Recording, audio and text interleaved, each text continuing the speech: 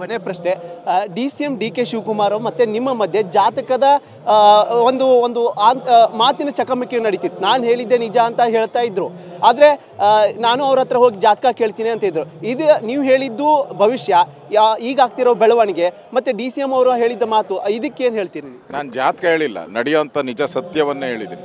ಅವ್ರ ಜಾತಕನ ಅಂತ ತಿಳ್ಕೊಂಡ್ಲಿ, ಗಿಣಿಶಾಸ್ತ್ರ ಅಂತ ತಿಳ್ಕೊಂಡ್ಲಿ, ಏನು ಬೇಕಾದ್ರೆ ನಾನು ಸತ್ಯವನ್ನೇ ಹೇಳಿದ್ದೇನೆ. ಸತ್ಯ ಅದೇ ಪ್ರಕಾರ ನಡೆಯುತ್ತೆ. ನವಂಬರ್ ಡಿಸೆಂಬರ್ ಒಳಗಡೆ ಮುಖ್ಯಮಂತ್ರಿ ಸ್ಥಾನ ಪಲ್ಲಟ ಆಗ್ತೈತೆ. ಕಾಂಗ್ರೆಸ್ಸಿಗೆ ಹೊಸ ಮುಖ್ಯಮಂತ್ರಿ ಬರ್ತಾರೆ. ಆ ಸಂದರ್ಭದಲ್ಲಿ ಏನೇನು ಗಲಾಟೆಗಳಾಗ್ಬೋದು, ಮಂತ್ರಿಮಂಡಲ ರಚನೆಯಲ್ಲಿ ಏನೇನು ಒಡಕುಗಳು ಬರ್ಬೋದು, ಅದೆಲ್ಲವನ್ನು ರಾಜ್ಯದ ಜನ ನೋಡೋ ಅಂಥದ್ದಕ್ಕೆ ತಯಾರಾಗಿರಬೇಕು ಅನ್ನೋದನ್ನು ಹೇಳ್ತಾ ಇದ್ದೀನಿ. ಇದಿಷ್ಟು ವಿಪಕ್ಷ ನಾಯಕರಾದಂಥ ಆರ್ ಅಶೋಕ್ ಅವರು ಹೇಳಿದ ಮಾತು. ನವಂಬರ್ ಡಿಸೆಂಬರ್ ಹೊತ್ತಿಗೆ ರಾಜ್ಯದಲ್ಲಿ ಬದಲಾವಣೆ ಖಂಡಿತ ಆಗುತ್ತೆ, CM ಬದಲಾವಣೆ ಆಗ್ತಾರೆ ಅಂತ ಆರ್ ಅಶೋಕ್ ಅವರು ಮತ್ತೊಮ್ಮೆ ಭವಿಷ್ಯವನ್ನು ನುಡಿದಿದ್ದಾರೆ. ಕ್ಯಾಮ್ರಾ ಪರ್ಸನ್ ರವಿ ಜೊತೆ ಈರಣ್ಣ ಬಸವ, TV9 ಬೆಂಗಳೂರು.